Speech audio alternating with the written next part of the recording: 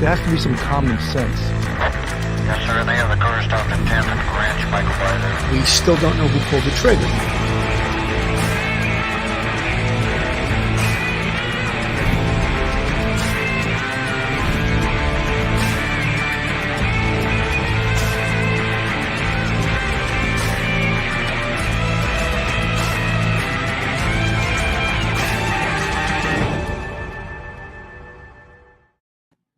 Hello, everyone, and welcome to Police Off the Cuff, Real Crime Stories. Coffee with Cannon. Can't call it backyard beverage because I had to move inside. Bitching with Bill. Whatever you want to. Actually, it could be bitching with Bill because I had to move because my audio was cracking up. That's the first time that ever happened to me. I plugged in my Wi-Fi. I unplugged and plugged it back in, but I didn't want to take a chance of going on the phone again because I was worried that I would get bad sound again. So how's everybody doing? I hope all you guys made it inside with me today. You can see I have hat head right now, hat hair. I just took my baseball cap off. I think I'm gonna go. Kim Alliston, great to see you. You know, we were talking about last night's show, and I loved last night's show. And one of the things, and I'm not bitching at all, but it's tough for me to navigate it because I'm not just hosting it, but I'm navigating 7 other people, bringing them in and out, putting them on, making sure they sound all right, making sure the lighting's okay, and making sure they don't go over the time of their story, which many of them did. I had planned on trying to stay under an hour and 15 minutes, and we wound up doing an hour and 22 minutes, which was fine. But the show was, Ruth Ann Griffin, thank you so much. Sound was great. Last night's show was great. I enjoyed it, even while I was sort of producing it and directing it and co-hosting it. But the stories were amazing. James Cohen, what credentials that guy has, right? Here he is, a retired NYPD inspector, and I believe he did 30 years on the NYPD.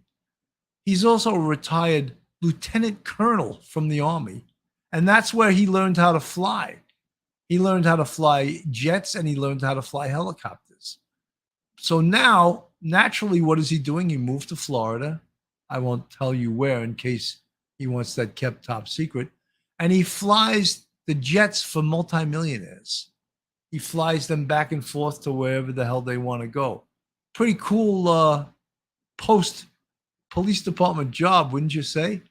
Amazing. And obviously he's a great pilot, or these multimillionaires wouldn't hire him as such. And he told some great stories. I thought some funny stories. And then I think number 2, we had Mikey O'Keefe. And you can't mention thanks. Phil Grimaldi is on. I just saw you call, Phil. I couldn't answer it. Phil, I started doing a show outside, and I had bad sound. I don't know what was happening, so I had to unplug and move in here. Rachella Pranzo, your husband is a gem. He's gold, and I know why you guys have been married for 50-something years. Lieutenant Pete he graciously took the last spot, and he hit it out of the park. He told an unbelievable story. And, you know, I had said when I put this show together, and I said I want to get 5 or 6 cops of all different ranks, and I want to have them tell NYPD stories, not war stories. I specifically didn't want stories. I didn't want gunfights. I didn't want real rock and roll and police work. I said, just tell human nature stories. And that's what they did. And they all hit it out of the park. I mean, Mikey O'Keefe, his story was fantastic. And you guys know I introduced Mikey O'Keefe as the officer who fought for his life and in a gunfight, in a close contact gunfight, killed a drug dealer named Kiko Garcia in 1992. And that resulted in the Washington Heights riots. And I'm sure if you know Mikey O'Keefe, he lives with that incident every single day of his life. And you could see it. He wears it on his sleeve. He wears it on his face. I could see it. I could see it. But that hasn't stopped him from achieving on the police department, and that hasn't stopped him from achieving in life. Mike's written 3 novels. So he's a very talented writer. Stars above high again, Bill, sounding great on the inside. Yeah, my Wi-Fi, I unplugged the booster and plugged it back in, but I didn't want to take a chance of going live again outside in case. So here I am inside.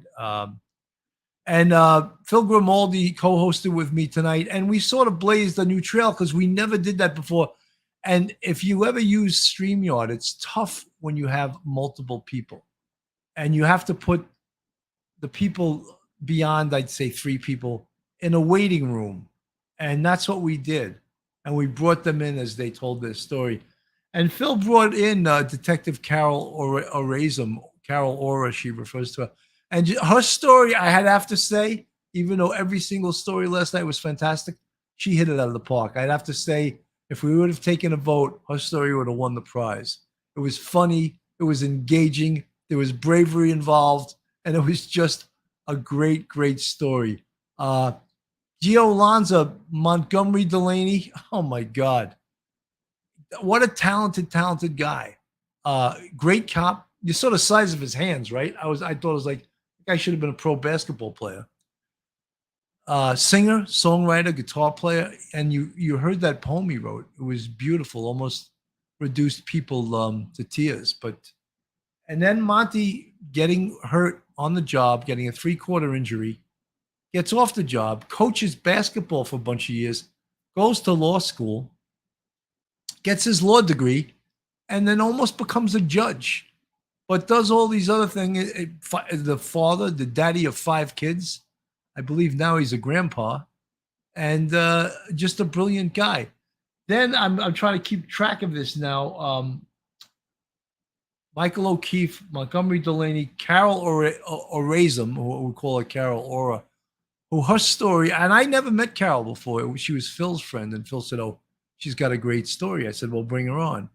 And I told the story last night how, in putting the show together, I have a tough time getting female cops, female detectives, female sergeants, I almost had a female chief. I invited her on the show, but for some reason, they don't want to do it, and I can't make them do it. But it definitely colors the lineup, and it colors the stories when you have a female involved. I didn't want to just have just all guys. Guys, I had meant to read this last night, and I know Phil is very close to this chief that just passed away, Charles Michael Shull, Chuck. He died on June 17th, and he was a Brooklyn chief. Apparently, he was well-loved by the entire community. Cops loved him. And I meant to read it last night, but I was so inundated with everything I was doing last night, I neglected to read this. Charles Michael Shull, Chief Chuck. Charles Michael Shull, may you rest in peace. God bless. So, Phil, I'm sorry I didn't get to read that last night, but things got a little crazy. And Phil said he was such a great guy. He was the best. Yeah, so I'd like to do that show again with different people, of course, except I promised Lieutenant Pete he's got an open invitation to come back on the next time we do a real NYPD real stories, because Lieutenant Pete is such a great, easygoing guy. I asked someone, will anyone volunteer to go last? And Lieutenant Pete said, I'll do it. And you know how tough that is to wait and watch everyone else and all the different things going to your head, and then wondering, am I going to tell a good story? Because I should have went earlier. And Lieutenant Pete volunteered, and he hit it out of the park. His story was fantastic. So Lieutenant Pete, when I do this same genre of show, you have an open invitation and you got one of the spots. I think the next time I do it, I would like to limit it to 4 officers, 4 detectives, lieutenants, cat, whatever, because it would give you more time. You could tell a 20, 25-minute story. It was tough last night. I had to keep conscious of the time because every single person wanted to keep going. They wanted to tell another story because that's the nature of cops. We love telling stories, you know. Ruth Ann Griffin, Mike Heinrichs, great guy.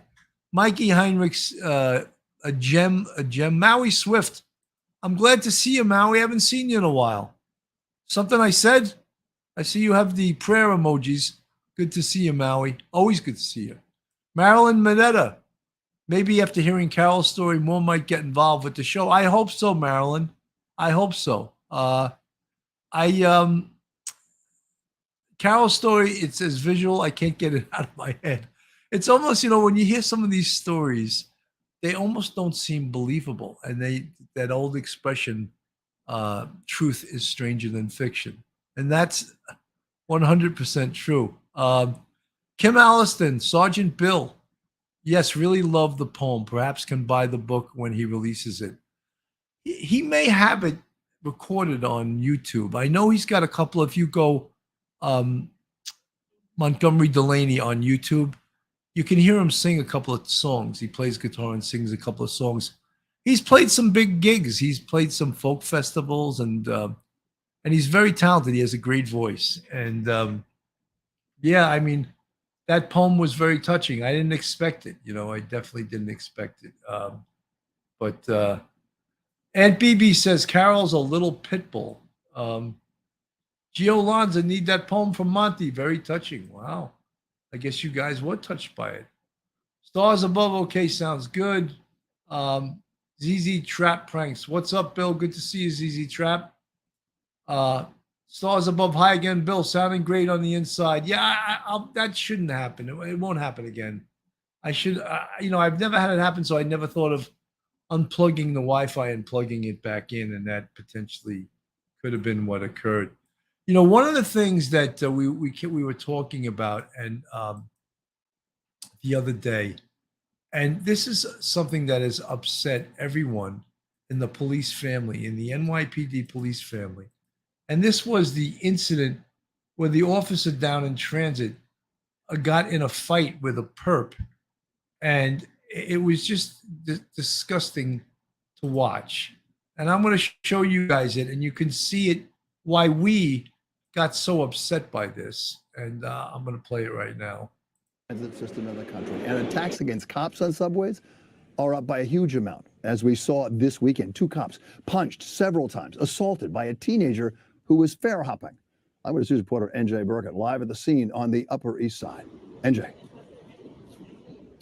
Right, Bill, this incident happened on the Lexington Avenue line at the 125th Street subway station. Officers say they spotted the teen jumping a turnstile, confronted him about it, and then apparently asked him to leave the subway station. They say he refused to do that, and what happened next was captured on cell phone video. Officers say the teen turned on them in a rage, and for several minutes, it was pandemonium in the 125th Street station. He can be seen throwing punches and landing punches as the officers struggle to arrest him. He will eventually be subdued and taken into custody, and then released within 24 hours without posting bail. MTA Chairman Jano Lieber. I don't understand how the law would permit that guy to be released. When he has 2 priors, he's already out on the street for, to have him immediately released for that attack on a police officer, I don't get it. I know our riders don't get it. Police officials say the officers were attacked after they spotted the teen jumping the turnstile with his girlfriend, that he lashed out at them after they told the couple to leave the subway station. One of 2 attacks on NYPD transit officers this past weekend. NYPD Transit Chief Jason Wilcox told MTA board members that assaults on his officers have skyrocketed this year. In many cases, while officers were attempting to enforce so-called quality of life infractions. We have seen over a 55% increase in assaults on police officers this year. The majority of these assaults on police officers began as the officers were engaging persons who had committed fare evasion and or other quality of life violations on the trains and stations. In the Harlem incident, police say the same teen had 2 recent prior arrests, including one case where he was arrested with several others in possession of a loaded .40 caliber gun and a crossbow. The criminals underground know they can get in a brawl, choke a cop, and be back out in hours, said PBA President Patrick Lynch. Cops are putting ourselves on the line to make the subway safer, but we are feeling abandoned by a justice system that won't back us up. End quote. Matthew Rue shot the video. I just want to make sure. Folks, this problem and that fight that you witnessed is a multi-tiered problem. The number one problem with this is the diaphragm law. If you watch that officer when he had the perp on the ground, he did not have his knees in the perp's back in following the edict from the city council that makes doing so a Class A misdemeanor. Outrageously ridiculous, ridiculous. In addition, this officer, the male officer, seemed like he was afraid to fight the guy. He was afraid to punch the guy. And I had said on a previous show, you know, that guy had long hair. I would have ripped him. He would have went skyward by his hair. I would have ripped him to the ground by his hair, and he wouldn't have known what hit him. But these officers, because they're being videotaped, because they have body-worn video, because they're being threatened with arrest for doing their job, they're afraid to take care of business. They're trying to get the handcuffs on the perp before the perp's ready to get handcuffed. And if you have to inflict a little pain before the perp is going to comply. And once you inflict the pain, believe me, the perp is going to comply. And I think that's one of the big problems is that they are afraid. The cops are afraid. The female cop in that fight, I don't know what the hell she was doing. Didn't seem like she was in the game. You know, it's the old expression, put a helmet on, get in the game. She seemed like she was like trying to break up the fight. No, this isn't break up the fight. This is knock this guy down and get him cuffed. And then his girlfriend that was also fighting, she needed to be hit too. I mean, it's just so baffling. The cops are at such a disadvantage. And, you know, I can't speak enough about this diaphragm law and then this bail reform. This guy who punched the cop multiple times in the face was out that same day, that same night. How pathetic is that? Is there something wrong with that, guys? There's something wrong with that, isn't there? That someone punches a cop in the face and gets out the same night. And I don't mean to keep dwelling on this story, but this is so important. We must reverse this diaphragm law. We must reverse it because if we don't, cops are going to get killed, you know, and that just happens to be a fact. Clumsy clairvoyance. Peter, hello, my friend. Why are you clumsy clairvoyant? I'd like to know that. Lovebug 53, that's terrible. Moonlight View, yes. So we got to work as hard as we can. CJ Aura, is that you, Carol? That is Carol Aura. She's in the chat. Thank you for having me on last night. Carol, we were just talking about earlier. You knocked it out of the park. I think if there was a vote on who told the best story last night, I think you would have probably won. It was really entertaining. It was funny and all of those things. And I, for one, loved it. And I think so did many people in the audience. I think they loved that story. Corinne Bove-Dima, bring back nightsticks and bobby clubs, billy clubs, you mean? Bobby? Billy. We used to have those, you know. For a while, the officers had those expandable batons. And you don't see them anymore because now they all have tasers, right? I mean, why didn't the cop use the taser? You know, what's wrong with that? I think I would have used that. Corinne Bove-Dima, you like it? It's funny I'm calling it a bobby club, right? Billy club, bobby club. Clumsy clairvoyance. These poor cops can't even defend themselves. How are they going to protect the public? Very good point. Very good point. Lieutenant Pete says, Jacks, housing cops and transit cops used to carry these slappers. And they were a long piece of leather filled with a piece of lead. You got hit upside the head with that, believe me, you were not going to try to punch a cop after that, you know. And that's what they need. But the cops are afraid. They're afraid that the city and the DA's office, who doesn't prosecute anyone, they will prosecute cops, though. They don't want to prosecute criminals. This guy Bragg, this DA Bragg, who was recently elected, and he was put in there by George Soros, that leftist billionaire who gives money to elect progressive DAs. Bragg needs to go. He needs to go. And Hochul, the appointed governor, if she doesn't get rid of him, then she needs to go in November. You know, this whole progressive crew needs to go. Hey, you guys got me on another where I'm ranting again on my soapbox again. I wanted to show there was one other incident. This was almost the definition of why the diaphragm law is dangerous. And this happened earlier in the year, and the PBA actually uses this to show how dangerous it is that officers are afraid to put their knee in the back of a perpetrator.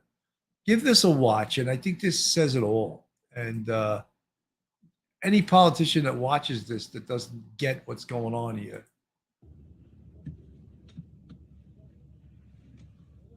The officer's searching him for a gun, and you can see they don't have.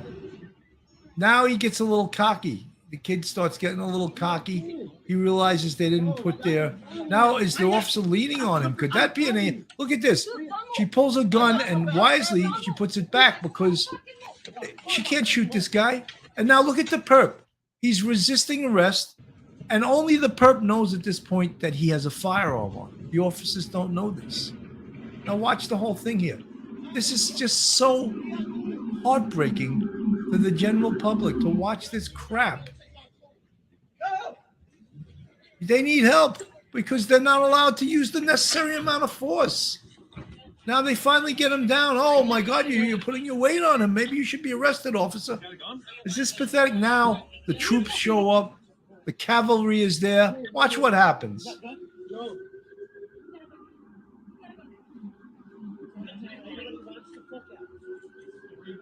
Is that the butt of a gun? It sure is. Could that be why this mutt is fighting? It sure was. You think this guy will do any time in jail or in prison for this gun? No, but you think these cops could have gotten killed with that gun? It's just, this is so pathetic. And the officers are still dealing with this, you know? You read that, could have ended much worse. And the suspect had a gun in that. Just pathetic. Just totally pathetic. And I've showed this this videotape numerous times, you know. I don't know if any of you guys watch if you watch News Nation, Ashley Banfield, the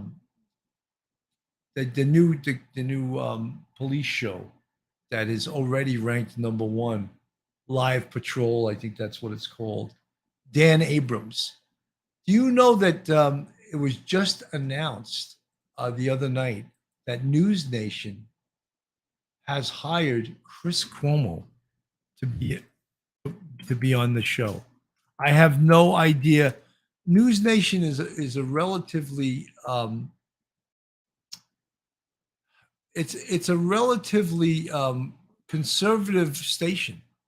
And I just don't understand why they felt it was a smart idea to hire Chris Cuomo. I don't get it. I just don't get it. And he was interviewed the other night by Dan Abrams. And we can watch a little bit of this, but I even had some people, I don't know why that's not going on yet. I even had some people in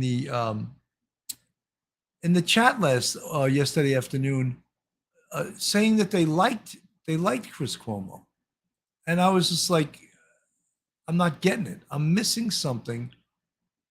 You know, how I'm not getting it. That's all I can say. For some reason, the browser's not accessing the screen, so I can't put that video up. But so Chris Cuomo was hired. Has been hired by News Nation, a station that I've been on News Nation quite a few times, and they're very police friendly. But I always saw that, and I wasn't one to watch CNN. I don't like that station, and now Chris Cuomo is going to be working for News Nation. I just do not get it. Anyone else? Anyone else getting it? Why they hired him? I'm not getting it at all. Yeah. Ruth Ann Griffin says disgusting. CJ Clumsy. Corinne Bove Diva, lots of assaulting any law enforcement is supposed to mean you're going to jail for a long time. I agree. But you know something? Apparently, it doesn't mean that any longer. It doesn't mean that any longer. Um, there's a few things that Susanna Branch, this little girl, was throwing punches too. Sure like to see her get a few charges. The ethics justice system in New York has given criminals the upper hand. Legislation and slimy DAs are making New York very, very dangerous. Susanna Branch, that's for sure. That is for sure. It's really very difficult to watch. The only one that we can gauge by, we talked to Lieutenant Pete, and he's been around for a while, and he says that this stuff is going to come full circle, and it's going to change, and it's going to go back to the way it used to be. It's not going to stay like this. But in the meantime, I don't know if you saw recently, and if you go into New York City a lot, the subway only has 60% of the ridership that it had before COVID. So people aren't going back on the train, or it also could mean that people just aren't paying for the train. They're not paying, they're jumping the turnstile. These two individuals that fought the cops, they felt that they had a right to ride for free, So now, what's going to pay for the MTA? If only 60% of the ridership is on the train and they're missing 40%, that's all of that money. I'm going to tell you, and you're not going to be happy with this. They just are getting in line to use congestion pricing. And if you guys know what that is that means you rich people that pay taxes, that live in the subways, that drive that evil carbon burning, fuel burning vehicle. If you drive that into city past a certain street, your Easy Pass is going to be hit with a $10, $15, $20 hit, and that's called congestion pricing. And why did they do that? Were they that concerned with pollution? Were they that concerned with too many cars in the city? No, you're going to pay for the fares of the people jumping the turnstile. That's what this is all about. These politicians are slippery, slippery people, and you can't tell me that's why they're doing it. That's exactly why they're doing it. People that live in the suburbs, they're just getting annihilated with these taxes. The other thing is, in the same vein as this, is they now have speed cameras all over the place. Speed cameras. So that if you go past 35 miles an hour, you're getting a summons mailed to you at your home. It's not a happy birthday card. It's a $50 to $100 speed summons. Is that also because they're so concerned with public safety? Or is it because it's an open cash register? It's a cash register for the city. Here's Carol Ora. Here's Carol Ora when she was 9/11. We all the folks that are on this show, we all were 9/11 first responders.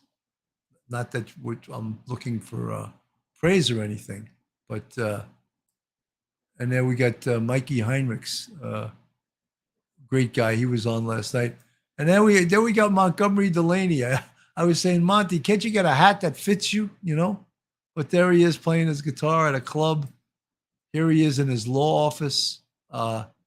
There he is with his gigantic hands playing the guitar. I don't know how you play the guitar when your hands. This is a great picture of Lieutenant Pete Pranzo. Look at those mutton chop sideburns. And I believe he was being awarded either the Medal of Valor or the Combat Cross. And that's Police Commissioner Robert McGuire back in a long time ago. And next to him is Mayor Edward Koch. So what era that was, what year that was, but that's Lieutenant Pete Pranzo.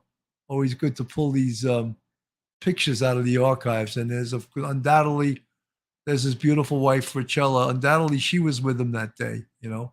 And I bet you she cooked some good Italian food that day to celebrate, unless they went out to a restaurant, you know. But I hope I'm not jumping around too much. I knew I had these pictures, and I said, "Oh, let me show some of these pictures."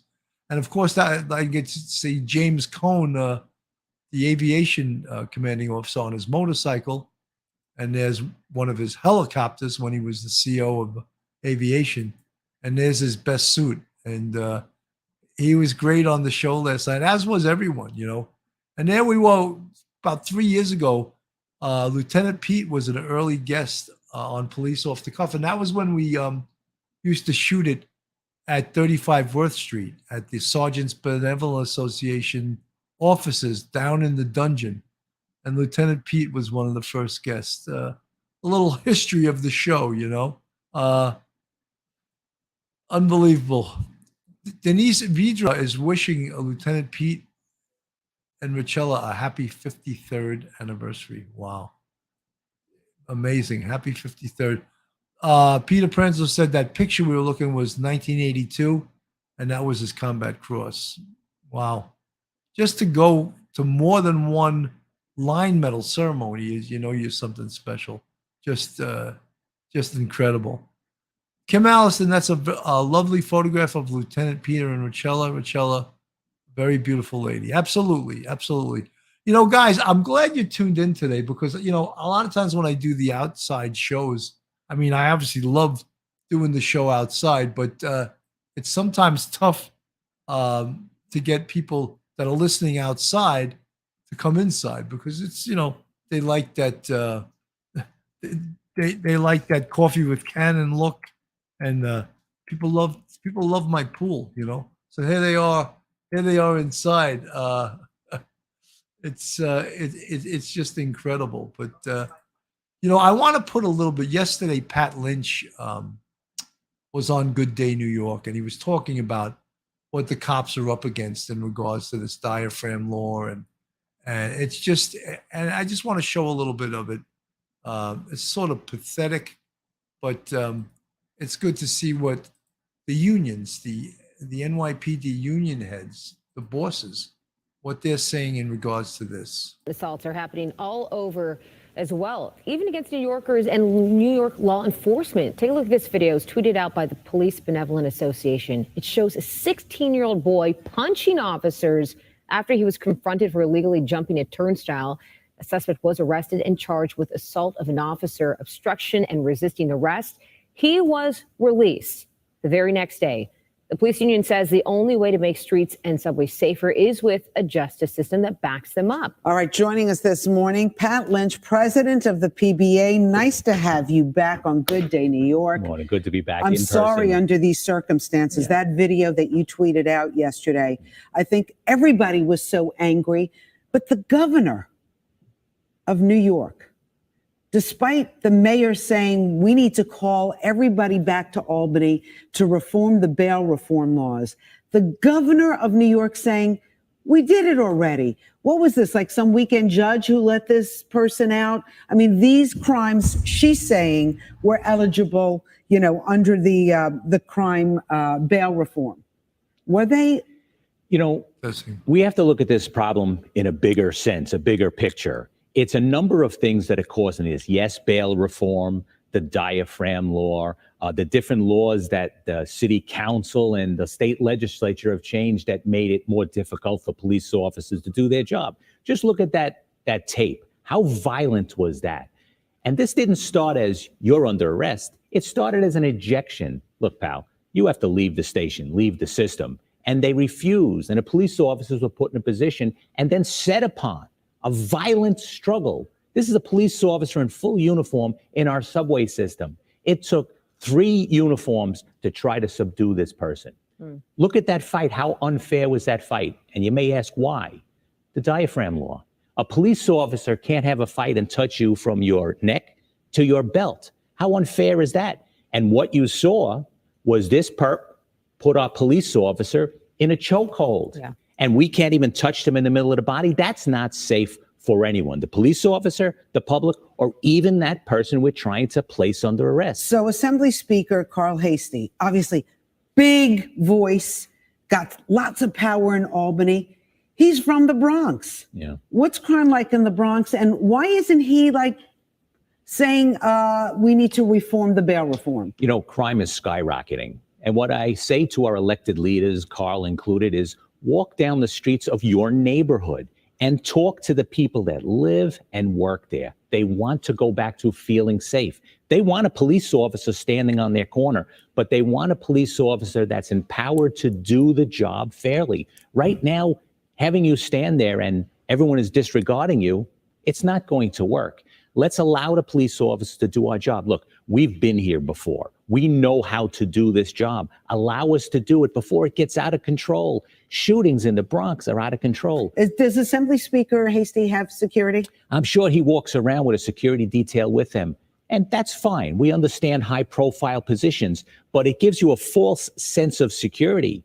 The rest of us have to walk down the street. The folks that are going to work in the morning, the people that are going to the subway, they're on their own and they feel afraid. I watched here, the Upper East Side, a woman walked by and was gripping her purse. I haven't seen that in years because you know why? Because police officers did the job. We're doing our part.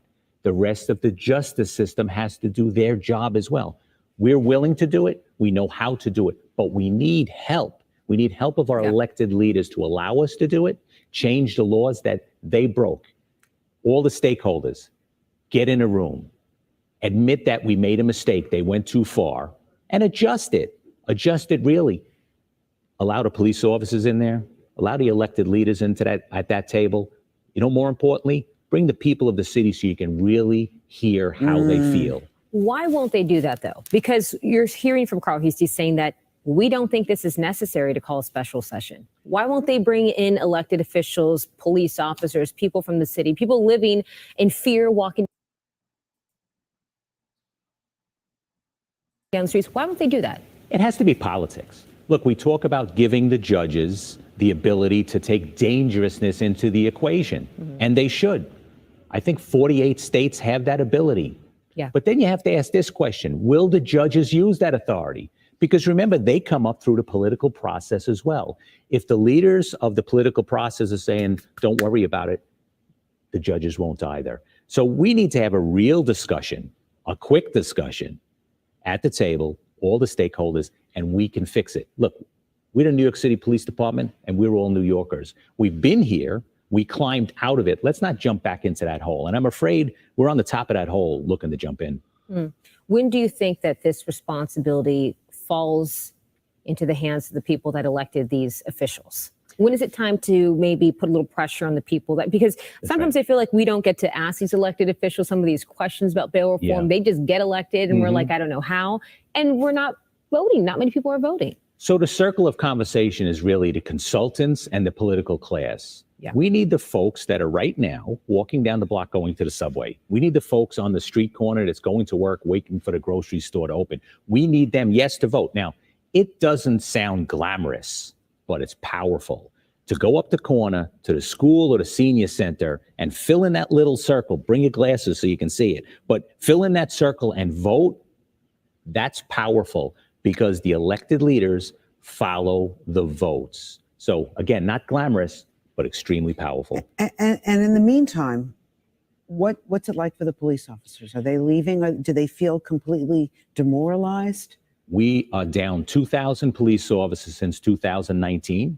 And so far this year, we've lost 2,000 to retirement and quitting for better paying jurisdictions. Are they coming from other states to like poach our police officers? Yes, they are. Going to subway stations. There's hiring employment fairs for police officers where other departments, other states, and locally, Nassau, Suffolk, MTA, the troopers, they're coming, taking our highly trained police officers that the city spent time and money training, and they're poaching them. And why? They're paying them better, treating them better. We need to respect our police officers. And they also don't want to deal with what we just saw on video. That's exactly right. And just imagine that you're going to work your standing post and next thing you're fighting for your life. But I'm going to tell you a little secret. That happens every day in all of our neighborhoods to police officers. This one just happens to be on video. Well, we appreciate you coming on. What should people do? Should they call their elected officials? What people should do is vote. No one in the city votes. I think the second term of de Blasio, who's a disaster, only 16% of the population or the eligible voters voted. That says so much, you know? And as a result, you get de Blasio, you get Alvin Bragg, and you get almost all these DAs that are just so pathetic. Just an aside, Nassau County, the police commissioner, Patrick Ryder, because of the diaphragm law, will not allow his Nassau County police officers respond into New York City to make an arrest. That is how against that diaphragm law he is, Nassau County. So it just shows you what a disaster it is that another jurisdiction, and probably Suffolk County, and I don't know for sure, they probably feel the same way. It was Rodney Harrison. I look like I froze up for a second. It was Rodney Harrison in Suffolk County. He probably feels the same way. So it's just disastrous. And folks, if you're not subscribed to Police Off the Cuff, please go on our YouTube, hit that subscribe button, give us a thumbs up, and ring that bell. All right. You see the eclectic shows that we do on this channel, and we're having a lot of fun with it. And we're going to continue trying to bring you the best guests. And believe it, it's not easy to get like high profile guests. Like I was talking earlier that we want to try to get Michael Franchese, former mafia boss. And he's just a great guest on YouTube. We're trying to get Dominic Lombardozzi, the actor from The Wire. He was from The Bronx Tale. Ray Donovan. He's been on so many different things. So we're trying to get you the best in the best content we can possibly provide. And that's what we're all about. And if you like this show, again, go subscribe to us on YouTube, hit the thumbs up. I think I'm going to cut the show a little bit early today. Well, it's not even early. I'm at 42 minutes, and I wound up doing like almost 20 minutes before I had to abort that mission outside. But I want to thank everyone for coming by today, especially with last night's show. I just thought, I'll give you a view of beautiful Carol Orism, and here she is down at 9/11, and here's Mikey Heinrichs. I don't know if that's where he's getting promoted or getting a medal or something. There's his two boys. One of his sons is on NYPD now. And that's Mike and I. We did a show probably a couple of years ago now. And then, of course, we got Mikey O'Keefe. And there's his one book. He has 3 novels out, this Shot to Pieces. Excellent, excellent book. You can get it on Amazon. Here he is at one of his book fairs, selling his books. He's out there. But I'd encourage you to go on Amazon and you can order Michael O'Keefe. You can order his books on Amazon and get them delivered right to your house. Folks, I want to thank everyone for coming by today. Don't forget Jojo Jolene, Bill Cannon, Under the Weight of the Badge. Who wrote that, Jojo? I'm not familiar with it. Denise Vidra, thank you, sir. Sean Larkin. Other cities, Litchi 72721. Other cities never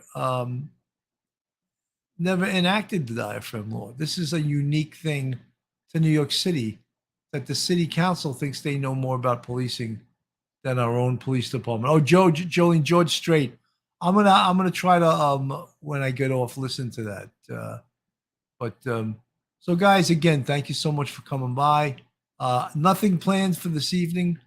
If any big story happens, although Mark DeMeo is on at 7:00, and I think he's doing a show with Joe Murray, and that's at 7 p.m. Also on our channel.